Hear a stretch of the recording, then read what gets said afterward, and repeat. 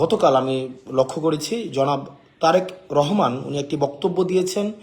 উনি বক্তব্যে বলেছেন যে আসলে প্রার্থী মুখ্য নয়, মুখ্য হচ্ছে প্রতীক, প্রতীকটাই হচ্ছে মুখ্য। এই বক্তব্যটা সিরিয়াসলি প্রবলেমেটিক একটা বক্তব্য। ওনার মতো একজন রাষ্ট্র প্রণেতা যিনি হতে যাচ্ছেন বা হবেন মনে করছেন, ওনার জায়গা থেকে এই বক্তব্যটা হাইলি প্রবলেমেটিক একটা বক্তব্য। কারণ বলছি, এক নম্বর কারণ হচ্ছে যে একজন এমপি নাগরিক এবং রাষ্ট্রের মাঝে সেতুবন্ধনের কাজ করে। প্রতীক কিন্তু নাগরিক এবং রাষ্ট্রের মধ্যে কোনো সেতুবন্ধনের কাজ করে না। প্রতীক একটা সিম্বলিক জায়গা, একটা অর্নামেন্টাল জায়গা, প্রতীকের যে বিষয়টা। তো উনি বলছেন যে প্রতীককে ভোট দেওয়ার জন্য প্রতীকটাকে উনি মুখ্য করছেন। এখন একটা প্রতীকের মধ্যেও যদি একটা অযোগ্য প্রার্থী থাকে, যে ব্যক্তি অযোগ্য, যে ব্যক্তির অপ্রকৃতস্থ, দুর্নীতিগ্রস্ত, আমরা অতীতের সংসদগুলোতে যেটা দেখেছি যে আসলে আমরা এমনও দেখেছি যে শুধুমাত্র দলীয় আনকন্ডিশনাল অনুগত্যের জন্যই, যাদের হয়তো এলাকায় কোনো ধরনের সম্পৃক্ততা নেই, তারাও অনেকে প্রার্থী হয়েছেন দলীয় প্রতীকে। তো এখন আমি যদি এমন একজন প্রার্থীকে নির্বাচিত করি যার জনগণের সাথে সম্পৃক্ততা নেই, কিন্তু ওই প্রতীকটাকেই শুধুমাত্র হোল্ড করে আমি তাকে সংসদে পাঠালাম, কিন্তু সে যদি যোগ্য না হয়, সে যদি জেনুইনলি রিপ্রেজেন্ট না করতে পারে, আমি তো আসলে আমার রিপ্রেজেন্টেটিভ নির্বাচন করছি, তাই না? সে যদি প্রক্সি হয়ে যায় দলের কাছে, তাইলে সেটা হচ্ছে জনগণের প্রকৃত রিপ্রেজেন্টেশন সংসদে আসলে কখনোই সম্ভব না। তাইলে আমার জনগণের সাথে রাষ্ট্রের যে ব্রিজ, এই ব্রিজ কিন্তু কোনো প্রতীক করে না, সেটা করে প্রার্থী। তার মানে আমি যদি ভোট দিতে চাই, আমার এই জুলাই পরবর্তী সময়ে আমার মূল যেই লক্ষ্যটা হওয়া উচিত সেটা হচ্ছে প্রার্থীটা কেমন। একটা অপরিচিত প্রতীকের মধ্যেও যদি একজন যোগ্য প্রার্থী, যিনি রাষ্ট্রকে আসলে ধারণ করেন, জনগণকে ধারণ করেন, নাগরিককে ধারণ করেন, সে যদি যোগ্য হয়ে থাকে, মানুষ তাকেই চুজ করা উচিত। অন্যদিকে একটা প্রতীকের আন্ডারে যদি একজন অযোগ্য প্রার্থী হয়, যেই প্রার্থী জনগণকে প্রতিনিধিত্ব করেন না, দুর্নীতিগ্রস্ত, মার্কা যতই ভালো হোক না কেন, উনি জনগণকে কখনোই রিপ্রেজেন্ট করবেন না। সেই জায়গা থেকে জনাব তারেক রহমান যে বক্তব্যটা দিয়েছেন, প্রাইমারিলি সেটা প্রবলেমেটিক। আমরা আসলে যদি শুধুমাত্র প্রতীক দেখেই হচ্ছে ভোট প্রদান করি, সেক্ষেত্রে যেটা হবে, আমরা কখনোই প্রপার রিপ্রেজেন্টেটিভ নির্বাচন করতে পারবো না। আমরা যেটা নির্বাচন করব সেটা হচ্ছে প্রক্সি। 300 আসনে, মানে 300 আসনে আমরা 300টা প্রক্সি ক্যান্ডিডেট নির্বাচিত করব। যেমন এটা খুব সহজ ছিল বিষয়টা। যেমন উনি যেটা বলেছেন, এটাকে এইভাবেও করতে পারতেন। 300 আসনে শুধু প্রতীকটা দিয়ে দিতে পারতেন, যে আপনারা প্রতীকে, যেটা পিআর সিস্টেমের কথা বলছেন, পিআর সিস্টেম, এটা হইলেই তো হইতো যে আপনি, আমি কিন্তু পিআর এর পক্ষে না, মানে উনার কথা অনুযায়ী উনি যেই সিস্টেমটার কথা বলছেন সেটা হচ্ছে অনেকটা এরকম যে আপনারা প্রতীককে ভোট দেন, প্রতীককে ভোট দিলে প্রতীকটা যদি নির্বাচিত হয়, তাহলে 300 আসনে আমি হচ্ছে পরবর্তীতে আমার নিজের মতো করে আমি প্রার্থী দিয়ে দিলাম। মানে এটা হইলেও কিন্তু হইতো। আপনার যদি 300 আসনের মধ্যে শুধুমাত্র প্রতীক দেখেই মানুষ ভোট দেয়, প্রতীকটাকে যদি উনি মুখ্য মনে করে, তাহলে সেক্ষেত্রে তো আসলে আলাদা করে প্রার্থী দাঁড়ানোর দরকার ছিল না। প্রতীকটাই যদি মুখ্য হয়ে যায়, প্রার্থী যদি গৌণ হয়ে যায়, তাহলে এটা কোনো প্রেসিডেন্সিয়াল সিস্টেমের মতো এটা হইলেই তো হইতো।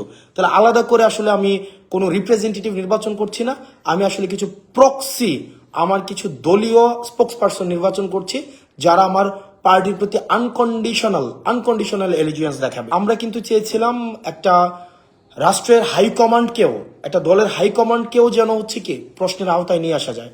কিন্তু আমরা দেখলাম এখানে যেটা হচ্ছে যে হাইকমান্ড এখানে হচ্ছে প্রশ্নের মধ্যে আসছে না। হাইকমান্ড দিন শেষে যা বলবে তাই হবে। দিন শেষে হাইকমান্ড যদি বলে যে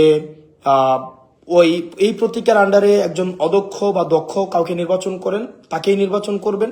এক্ষেত্রে হাইকমান্ডের যে আধিপত্য ভাঙা, একচেটিয়া হাইকমান্ডের আধিপত্য ভাঙা, মনোপলি যে তৈরি করে রাখা হয়, যেমন আমরা হাসিনার সময় দেখেছি, সবাই হচ্ছে হাসিনাকে রিপ্রেজেন্ট করে, জনগণকে রিপ্রেজেন্ট করে না। সবাই হচ্ছে হাসিনাপন্থী, কেউ জনগণপন্থী না।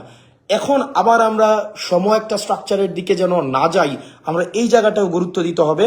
আমরা দেখলাম যে জিনিসটা, যেমন ধরেন প্রার্থী যদি গুরুত্বপূর্ণ না হইতো, আমার এলাকায় স্থানীয়ভাবে একটা প্রবলেম আছে, আমার স্থানীয়ভাবে আমার হচ্ছে অনেক ডোমেস্টিক প্রবলেম থাকে।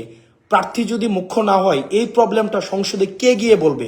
প্রতীক কি সংসদে গিয়ে বলতে পারবে? প্রতীক তো সংসদে গিয়ে এটা বলতে পারবে না, বলতে হবে প্রার্থী।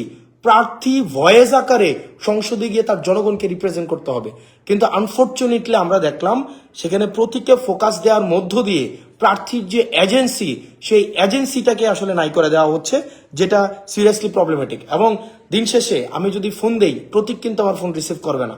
জনগণ যখন আজকে একটা সমস্যায় পড়বে, স্থানীয়ভাবে অবকাঠামোগত সমস্যা, ইনফ্রাস্ট্রাকচারের যে প্রবলেম, এডুকেশনের প্রবলেম, হেলথের প্রবলেম, আমাদের পলিসিগত জায়গা থেকে যা সমস্যায় থাকুক না কেন, দিন শেষে আমি যখন কল দিব, কোনো প্রতীক কিন্তু আমার ফোনটা রিসিভ করবে না।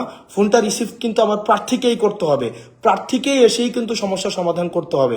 তাহলে যদি প্রার্থী যোগ্য না হয়ে থাকে, তাহলে কিভাবে প্রার্থী আমার সংসদে প্রতিনিধিত্ব করবে?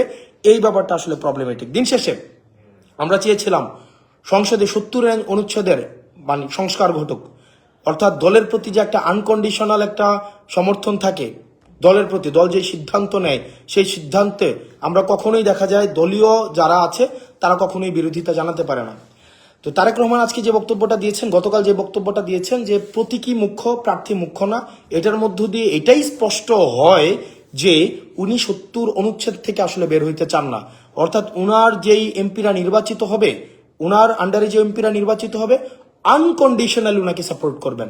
যে ডিসিশনই হোক না কেন, আনকন্ডিশনাল উনাকে সাপোর্ট করবেন। ইন্টারনাল যে ডেমোক্রেসি থাকে, পার্টির ইন্টারনাল যে ডেমোক্রেসি, সেই ডেমোক্রেসিও কখনো সংগঠিত হবে না। আপনার একটা দলে যদি ডেমোক্রেসি না থাকে, সেই ডেমোক্রেসি কখনোই রাষ্ট্র আকারে কখনো রিফ্লেক্টেড হবে না। তো তার মানে গতকালের যে বক্তব্যটা উনি দিয়েছেন, ওনার জায়গা থেকে আমাদের প্রত্যাশা অনেক বেশি যে ওনার যে বক্তব্য যে প্রার্থী মুখ্য না, মুখ্য হচ্ছে প্রতীক, এটা হাইলি সিরিয়াসলি প্রবলেমেটিক এবং ভবিষ্যতের জন্য এটা একটা আশঙ্কাজনক। যে আমরা কি আসলে আবার একটা এককেন্দ্রিক শাসন ব্যবস্থার দিকে যাচ্ছি, যেখানে হাইকমান্ডই হচ্ছে সর্বসর্বা হয়ে উঠবে। হাইকমান্ডকে কখনো কোনো প্রশ্ন করা যাবে না। হাইকমান্ড দিন শেষে যে সিদ্ধান্ত দিবে, সেই সিদ্ধান্তটাকে মেনে নিতে হবে। হাইকমান্ড দল নিয়ে যে সিদ্ধান্ত নিবে, সেই সিদ্ধান্তটাকে আসলে আমাদের মানতে হবে। দিন শেষে যদি প্রার্থীর যদি এজেন্সি না থাকে, সেই প্রার্থী কখনোই ওই ডোমেস্টিক পলিসির রিপ্রেজেন্টেশন কখনোই সংসদে গিয়ে করতে পারবে না। সেজন্য নির্বাচনের জন্য প্রতীক যেমন গুরুত্বপূর্ণ, একই সাথে সাথে প্রার্থী হিমসেলফ ইজ ভেরি ইম্পর্টেন্ট। কারণ প্রার্থী কোনো অ্যাবস্ট্রাক্ট বিষয় না, প্রার্থী হচ্ছে খুবই ভিজিবল একটা বিষয়। একটা চোর বাটপার, একটা দুর্নীতিগ্রস্ত মানুষ একটা দলের একটা প্রতীকে নিয়ে আসলে মানুষ শুধুমাত্র প্রতীকটা দেখেই ভোট দেওয়া উচিত না, বরং প্রার্থীর ব্যক্তিগত সক্ষমতা, ব্যক্তিগত দেশপ্রেম, ব্যক্তিগত যোগ্যতা, ব্যক্তিগত সামর্থ্য, ব্যক্তিগত পলিসি মেকিং এর ক্যাপাসিটি দেখেই ভোট দেওয়া উচিত। সেজন্য আমরা সারা বাংলাদেশি সবাইকে আহ্বান জানাবো, শুধুমাত্র মার্কা নয়, আবার শুধুমাত্র প্রার্থী নয়, একটা ভালো মার্কা এবং একটা ভালো প্রার্থী, দুইটার সমন্বয়ে আপনার ভোট, যাকে ইচ্ছা আপনি তাকে ভোট দেন, কিন্তু প্রার্থী দিন শেষে আপনার প্রতিনিধিত্ব করবে, মার্কা সংসদে আপনার প্রতিনিধিত্ব করবে না।